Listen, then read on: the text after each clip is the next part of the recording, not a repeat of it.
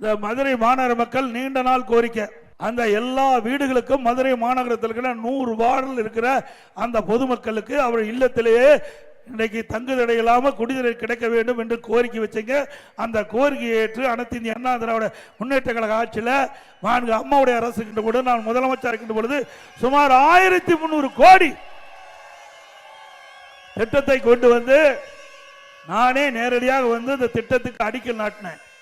முல்லை பெரியார் அணையிலிருந்து இரும்பு குழாயின் மூலமாக நம்முடைய மதுரை மாநகராட்சி பகுதியில் இருக்கின்ற 100 வார்டுகளுக்கும் இன்றைக்கு அற்புதமாக தடையில்லாம தூய்மையான குடிநீர் வழங்கிட்ட திட்டத்தை கொண்டு வந்த அரசாங்கம் அண்ணா திமுக அரசாங்கம். அதை கூட முழுமையா நிறைவேற்றாத அரசாங்கம் இந்த திராவிட மாடல் அரசாங்கம். கொண்டு வந்தது நாம, நிதி ஒதுக்கினது நாம, ஆனா அந்த திட்டத்தை முழுமை பெறாம வேண்டும் என்று திட்டமிட்டு அனைத்து இந்திய அண்ணா திராவிட முன்னேற்ற கழக ஆட்சியில் கொண்டு வரப்பட்ட திட்டம் என்ற ஒரே காரணத்திற்காக அதை இன்றைக்கு ஆமை வேகத்தில் அந்த திட்டம் நடைபெற்றுக் கொண்டிருக்கிறது. மீண்டும் அண்ணா திமுக ஆட்சி மலர்ந்தவுடன் திட்டம் விரைவுபடுத்தப்பட்டு மக்களுடைய முழு பயன்பாட்டிற்கு கொண்டு வரப்படும்.